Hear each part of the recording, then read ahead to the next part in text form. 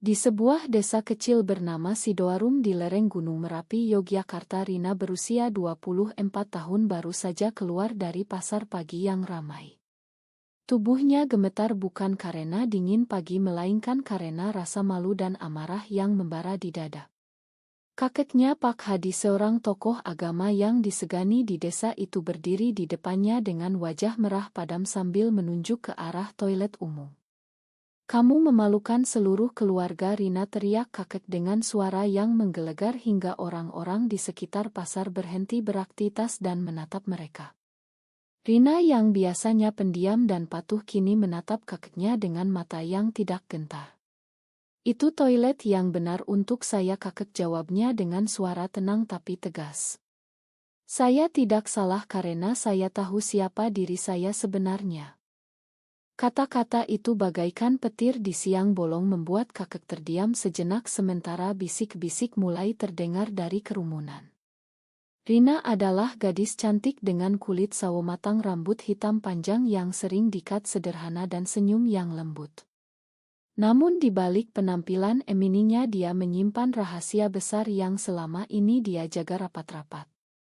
Dia mencintai perempuan. Hubungannya dengan Sari, teman kuliahnya yang kini bekerja sebagai guru di kota, telah berlangsung 2 tahun secara diam-diam. Sari adalah wanita berusia 23 tahun yang anggun dengan senyum menawan dan kepribadian yang tenang namun kuat. Mereka bertemu di kampus Universitas Gadjah Mada dan perlahan jatuh cinta meski tahu risiko besar di masyarakat konservatif seperti ini. Keluarga Rina sangat tradisional. Ayahnya seorang petani yang taat beribadah, ibunya mengurus rumah tangga dengan penuh dedikasi, dan kakeknya Pak Hadi adalah imam masjid desa yang sering memberikan nasihat agama kepada warga. Bagi mereka homoseksualitas adalah dosa besar yang harus diluruskan. Rina tumbuh dengan nilai-nilai itu, tapi sejak remaja dia merasa berbeda. Dia pernah mencoba pacaran dengan laki-laki tapi hatinya selalu tertarik pada perempuan. Rahasia itu membuatnya sering merasa kesepian dan penuh konflik batin. Pagi itu Rina pergi ke pasar untuk membeli bahan masak. Di tengah keramaian dia merasa tidak nyaman karena beberapa pemuda memandanginya dengan tatapan aneh seolah menilai penampilannya yang agak tomboy dengan celana jeans longgar dan kaos sederhana. Untuk menghindari masalah dia memilih masuk ke toilet pria yang sepi daripada toilet wanita yang penuh orang. Sayangnya kakeknya yang kebetulan lewat dari masjid melihatnya keluar dari sana. Pak Hadi langsung marah besar dan menarik Rina ke tengah pasar. "Apa yang kamu lakukan di toilet pria?" teriaknya. "Kamu bukan laki-laki, Rina, kamu memalukan kami semua." Orang-orang mulai berkumpul, ada yang berbisik, ada yang menggelengkan kepala. Rina merasa dunianya runtuh, tapi di saat itu sesuatu di dalam dirinya bangkit. Selama bertahun-tahun dia menahan diri demi keluarga, tapi kini dia tidak tahan lagi. "Saya masuk ke sana karena saya merasa aman," kakek kata Rina, suaranya mulai bergetar tapi tidak mundur. "Dan bukan hanya itu. Saya mencintai seorang perempuan namanya Sari. Kami saling mencintai dan itu bukan pilihan saya melainkan siapa saya." Kerumunan semakin riuh, kakek terhuyung mundur seolah dipukul. "Pulang sekarang," kata Pak Hadi dengan suara gemetar menarik lengan Rina kasar. "Di rumah kita bicara." Perjalanan pulang ke rumah kayu tua mereka penuh ketegangan. Rina duduk di belakang sepeda motor kakeknya dengan pikiran kacau. Dia membayangkan reaksi ayah dan ibunya. Apakah mereka akan mengusirnya? Apakah Sari akan diterima? Di rumah ibunya sudah menunggu dengan wajah cemas. "Apa yang terjadi?" tanya ibu saat melihat Rina ditarik masuk. Kakek menceritakan semuanya dengan nada marah. Rina diam saja tapi air matanya mulai jatuh. Malam itu keluarga berkumpul di ruang tamu yang sederhana. Ayah Rina, Pak Budi, duduk dengan wajah serius. "Ini tidak bisa dibiarkan," kata ayah. "Kamu harus bertobat, Rina. Kita akan bawa kamu ke ustadz untuk disembuhkan." Rina menggeleng. Saya tidak sakit, Ayah. Ini bukan penyakit. Ini siapa saya. Ibu menangis memeluk Rina. Pikirkan masa depanmu, nak. Bagaimana dengan pernikahan? Bagaimana dengan nama baik keluarga? Kakek menambahkan dengan suara tegas. Jika kamu terus seperti ini, kamu bukan cucu saya lagi. Rina merasa hatinya hancur, tapi dia tetap teguh. Dia ingat saat pertama kali mengakui perasaannya pada Sari di sebuah kai kecil di Yogyakarta. Sari memegang tangannya dan berkata, "Aku juga mencintaimu, Rina. Kita hadapi bersama." Kini Rina bertanya-tanya apakah dia sanggup menghadapi semuanya sendirian. Malam itu dia tidak bisa tidur. Pikirannya penuh dengan kenangan masa kecil ketika kakeknya mengajarinya mengaji dan nilai-nilai agama. Dia mencintai keluarganya, tapi dia juga mencintai dirinya sendiri. Pagi harinya berita sudah menyebar di desa. Tetangga mulai menjauhi rumah mereka. Ada yang mengirim pesan dukungan, tapi lebih banyak yang mengutuk. Rina merasa terisolasi. Dia menghubungi Sari melalui telepon diam-diam. Sari menangis di ujung sana. "Aku takut, Rina, tapi aku di sampingmu." Rina tersenyum tipis meski hatinya sakit. "Terima kasih, sayang. Ini baru awal." Hari-hari berikutnya penuh dengan perdebatan sengit di rumah. Kakek memaksa Rina ikut pengajian khusus untuk membersihkan dosa. Rina menolak dan itu membuat suasana semakin tegang. Ayah mengancam akan memotong bantuan keuangannya. Ibu terus menangis memohon Rina berubah. Rina mulai mempertanyakan segalanya. Apakah mencintai Sari adalah dosa besar? Apakah membela dirinya berarti mengkhianati keluarga?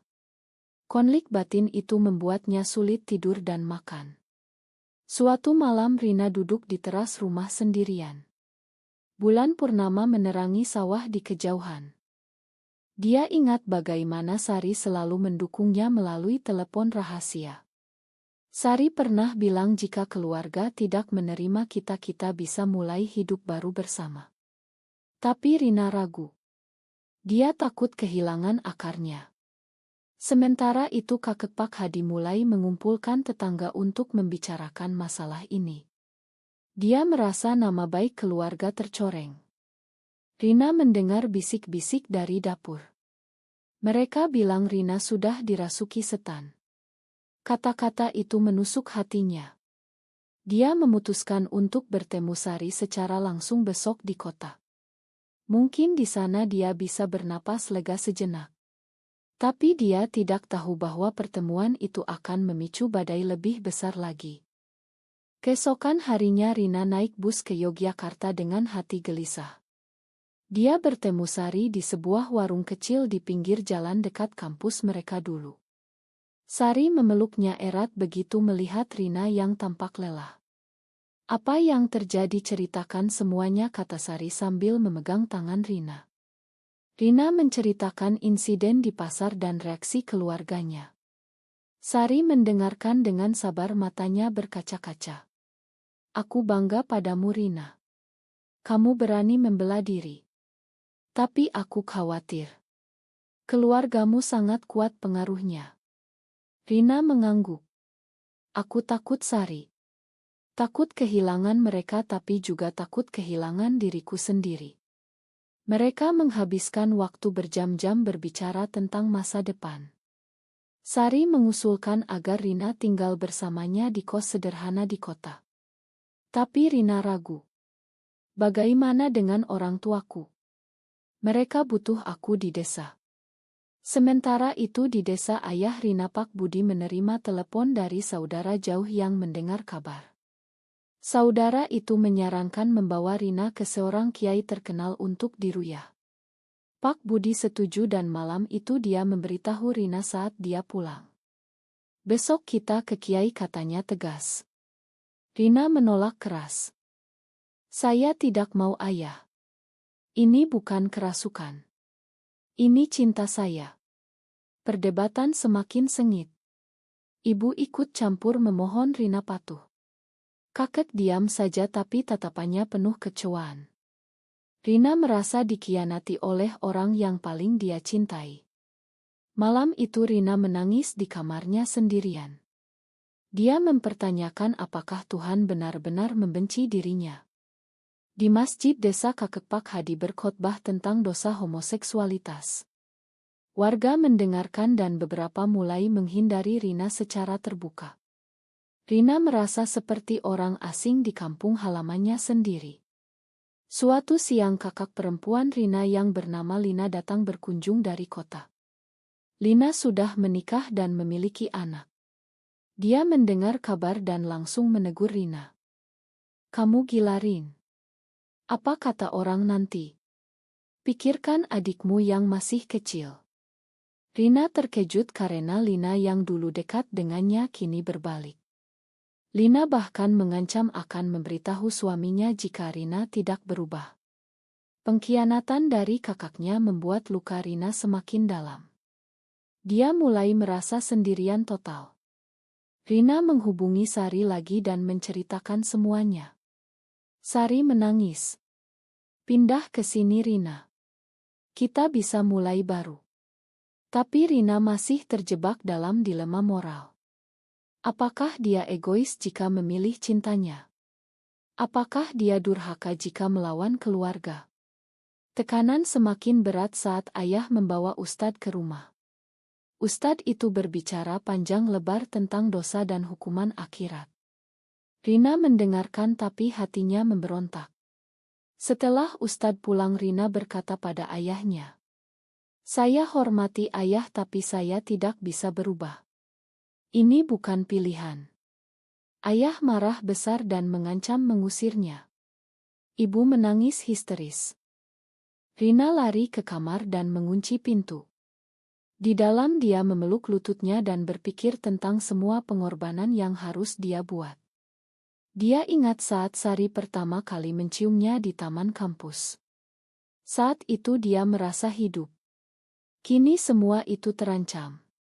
Beberapa hari kemudian desa semakin ramai dengan gosip. Ada yang bilang Rina sudah dirasuki, ada yang menyarankan diusir. Rina mulai kehilangan nafsu makan dan sering sakit kepala karena stres. Sari datang diam-diam ke desa untuk menemuinya di sebuah sawah terpencil. Mereka berpelukan lama. "Aku tidak tahan melihat kamu menderita," kata Sari. "Mari kita pergi bersama." Rina tergoda tapi dia masih memikirkan ibunya yang selalu menyayanginya. Konflik batin semakin kuat. Suatu malam kakek memanggil Rina ke kamarnya. "Duduklah," katanya dengan suara lelah. Kakek menceritakan masa mudanya, bagaimana dia pernah kehilangan saudara karena pilihan hidup yang salah. "Saya tidak mau kamu mengalami itu, Rina." Rina menangis. "Tapi kakek, ini bukan salah. Ini diri saya." Kakek diam lama lalu berkata, "Pulanglah ke kamar. Besok kita bicara lagi." Rina keluar dengan hati sedikit lebih ringan tapi dia tahu badai belum berakhir. Lina kakaknya semakin aktif menyebarkan cerita ke keluarga besar membuat Rina semakin terpojok. Pengkhianatan itu menyakitkan lebih dari amarah kakek. Rina mulai mempertimbangkan untuk pergi meninggalkan desa meski itu berarti mengorbankan segalanya. Dia menulis surat panjang untuk Sari tentang perasaannya. Surat itu penuh air mata dan harapan. Tapi sebelum dia kirim, ayah menemukannya dan membakar surat itu. "Kamu tidak boleh hubungi dia lagi," kata ayah. Rina merasa dunia semakin sempit. Tekanan sosial di desa membuatnya sulit keluar rumah. Tetangga memandang rendah. Anak kecil bahkan ditarik menjauh saat melihatnya. Rina merasa seperti kriminal hanya karena mencintai. Di saat terendah itu Sari mengirim pesan rahasia. "Aku di sini untukmu. Jangan menyerah." Kata-kata itu memberi Rina sedikit kekuatan untuk bertahan. Namun pilihan sulit semakin dekat. Apakah dia akan bertahan atau pergi? Konflik moral semakin rumit saat ibu sakit karena stres. Rina merasa bersalah. Apakah ini akibat keputusannya? Dia mulai mempertanyakan apakah cinta pada Sari sepadan dengan penderitaan keluarga. Ketegangan di rumah semakin memuncak. Ibu Rina jatuh sakit karena tekanan batin yang berkepanjangan. Dokter bilang itu karena stres berat. Rina merasa sangat bersalah. Dia duduk di samping tempat tidur ibunya memegang tangannya yang dingin. "Makan aku, Bu," bisiknya. Ibu tersenyum lemah. "Kamu anakku, Rin. Aku hanya ingin kamu bahagia, tapi cara ini sulit." Ayah masuk ke kamar dengan wajah muram. "Lihat akibatnya, Rina. Ibumu sakit karena kamu. Kamu harus berubah." Rina menggeleng sambil menangis. "Saya tidak bisa, Ayah. Ini bukan sakit yang bisa disembuhkan dengan obat. Ini siapa saya?" Kakek yang mendengar perdebatan ikut masuk. Dia memegang tasbihnya erat. "Kita akan bawa kamu ke pondok pesantren khusus," katanya. "Di sana kamu akan belajar kembali." Rina menolak dengan tegas. "Saya tidak mau. Ini seperti penjara bagi saya." Perdebatan berubah menjadi teriakan. Lina, kakak Rina, datang lagi, kali ini dengan suaminya. Mereka mendukung kakek sepenuhnya. Lina bahkan bilang jika Rina tidak berubah dia akan melarang anaknya bertemu Rina. Pengkhianatan dari kakaknya membuat Rina merasa dikhianati oleh darah sendiri. Suatu sore Rina berhasil menyelinap keluar dan bertemu Sari di sebuah kedai kopi di pinggir kota. Sari memeluknya lama. "Kamu kurus sekali, Rin. Ini tidak sehat." Rina menceritakan sakitnya ibu dan ancaman keluarga. Sari menangis. "Aku takut kehilangan kamu. Tapi aku juga takut kamu hancur di sini. Mari kita rencanakan masa depan bersama." Mereka membicarakan kemungkinan pindah ke Jakarta atau Bali di mana komunitas lebih terbuka meski tetap berisiko. Rina ragu. "Saya takut meninggalkan ibu." Di desa gosip semakin liar. Ada yang bilang Rina sudah meninggalkan agama. Beberapa pemuda bahkan melempar batu kecil ke rumah mereka sebagai peringatan. Pak Budi, ayah Rina, semakin marah. Dia memukul meja saat makan malam.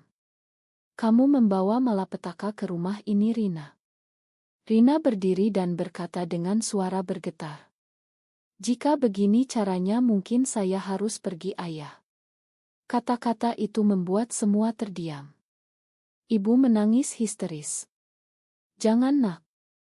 Jangan tinggalkan kami." Konflik batin Rina mencapai puncak. Dia merasa setiap pilihan membawa harga yang mahal. Memilih keluarga berarti mengkhianati dirinya sendiri dan Sari. Memilih Sari berarti menyakiti orang tua dan kakek yang telah membesarkannya. Malam itu Rina bermimpi buruk tentang kakek yang mengusirnya dari surga.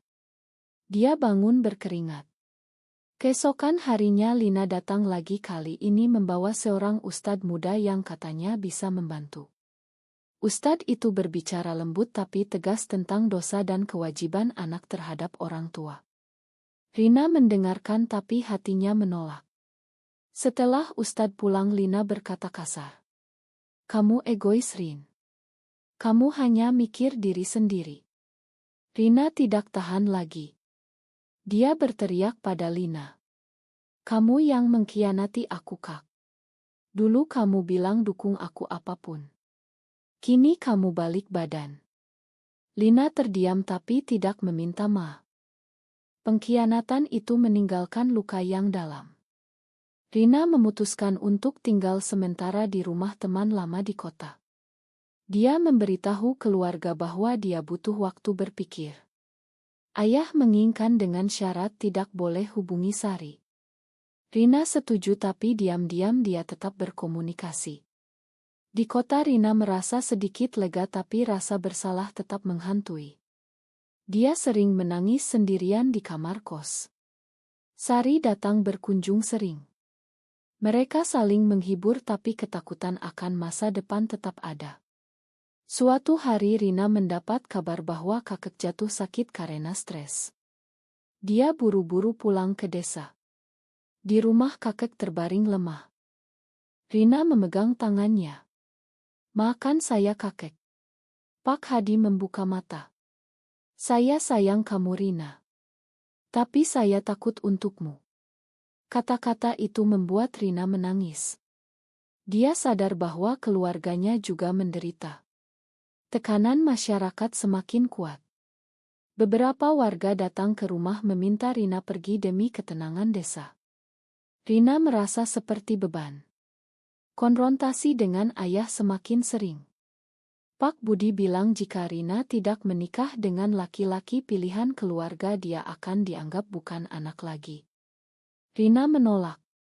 "Saya tidak bisa menikah dengan laki-laki ayah. Itu bohong bagi semua pihak." Dilema moral semakin rumit. Apakah berbohong demi harmoni keluarga lebih baik daripada kejujuran yang menyakitkan? Rina mulai mencari informasi tentang komunitas support di Indonesia meski sangat terbatas dan berbahaya. Dia bertemu secara online dengan beberapa orang yang mengalami hal serupa. Cerita mereka memberi harapan tapi juga peringatan tentang risiko diskriminasi dan kekerasan. Sari mendukungnya tapi juga khawatir. "Kita harus hati-hati," kata Sari. Di desa Lina semakin aktif memprovokasi. Dia bilang pada tetangga bahwa Rina sudah hilang akal. Rina mendengarnya dan menghadapi Lina langsung. "Kenapa Kak? Kenapa kamu lakukan ini?" Lina menjawab dengan dingin. "Karena aku malu memiliki adik seperti kamu." Kata-kata itu menghancurkan Rina. Dia lari ke sawah dan menangis lama.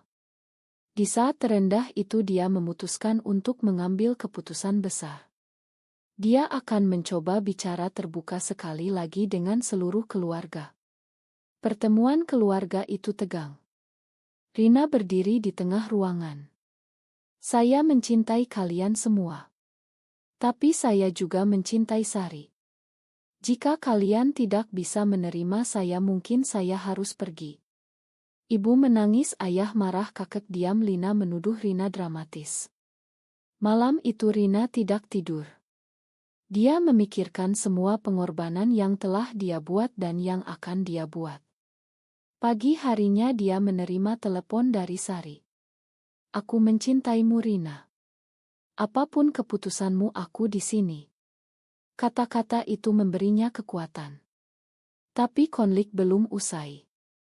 Rina memutuskan untuk mengorbankan hubungannya dengan Sari sementara waktu demi menyelamatkan kesehatan ibunya. Dia memberitahu Sari melalui telepon dengan suara bergetar. "Aku harus mundur dulu sayang. Ibu sakit parah." Sari menangis di ujung sana. "Aku mengerti Rin.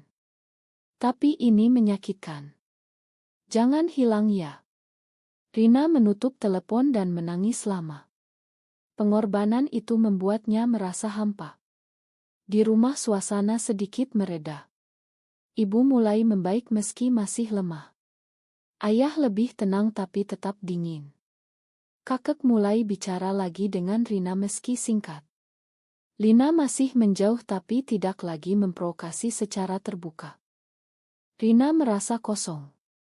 Dia bekerja di sawah membantu ayah untuk mengalihkan pikiran. Tapi setiap malam dia memikirkan Sari. Rasa rindu membuatnya sulit tidur.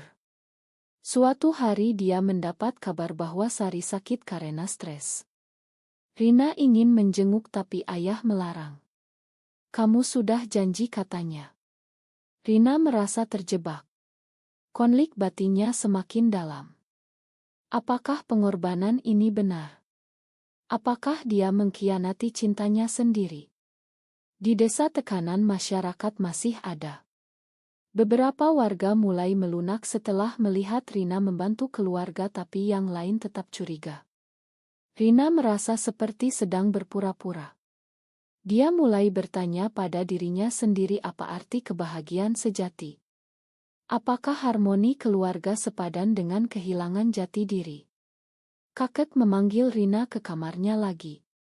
Dia bercerita tentang masa mudanya ketika dia hampir kehilangan istri karena salah paham. Saya belajar bahwa keluarga adalah segalanya, Rina. Tapi saya juga lihat kamu menderita. Rina menangis. Saya tidak tahu lagi, kakek. Pak Hadi memegang bahunya. Berdoalah, nak. Minta petunjuk. Rina mencoba tapi hatinya tetap gelisah. Lina akhirnya datang meminta Ma secara pribadi. Ma, Rin. Aku takut saja. Tapi aku tetap kakakmu. Rina memeluknya meski luka masih ada. Pengkhianatan itu meninggalkan bekas. Suatu malam Rina bermimpi tentang Sari. Dalam mimpi Sari bilang jangan korbankan dirimu. Rina bangun dengan air mata. Dia sadar bahwa pengorbanan ini mungkin salah. Dia mulai merencanakan untuk bertemu Sari lagi. Tapi sebelum itu ibunya jatuh sakit lagi karena mendengar Rina diam-diam menghubungi Sari. Rasa bersalah kembali menghantam Rina. Ayah marah besar. Kamu ingkari janji, katanya. Rina tidak bisa tahan lagi. Saya manusia, ayah. Saya punya perasaan. Perdebatan lagi meledak. Kakek ikut campur. Cukup. Biarkan dia memilih. Rina merasa dunia berputar. Dia lari keluar rumah dan berjalan ke sawah di malam hari. Di sana dia berteriak sendirian melepaskan semua emosi. Pagi harinya dia memutuskan untuk pergi ke kota menemui Sari. Pertemuan itu penuh air mata. Sari memeluknya erat. Jangan tinggalkan aku lagi. Rina mengangguk. Tapi aku harus selesaikan urusan keluarga dulu. Kembali ke desa, Rina menghadapi keluarga dengan keputusan baru. Saya akan tinggal di kota, ayah. Saya butuh ruang. Ayah menggeleng. Jika kamu pergi jangan harap kembali. Ibu menangis memohon. Rina memeluk ibunya lama. Ma, Bu. Saya harus lakukan ini demi saya. Kakek diam saja tapi matanya berkaca-kaca. Kepergian Rina membuat desa ramai lagi. Beberapa warga mengutuk tapi ada juga yang diam-diam mendukung. Rina pindah ke kos Sari. Mereka mulai hidup bersama meski sederhana dan penuh tantangan. Rina bekerja serabutan sementara Sari mengajar. Namun rasa bersalah tetap menghantui Rina. Dia sering menelpon ibu diam-diam, ibu bilang ayah masih marah tapi kakek mulai melunak. Suatu hari Lina datang ke kota menemui Rina. Dia membawa surat dari kakek. Surat itu berisi ma dan doa. Rina menangis membacanya. Ini titik balik. Tapi pilihan masih kontroversial. Apakah dia benar meninggalkan keluarga? Apakah keluarga harus menerima? Rina mulai terlibat dengan komunitas kecil support di Yogyakarta meski sangat rahasia.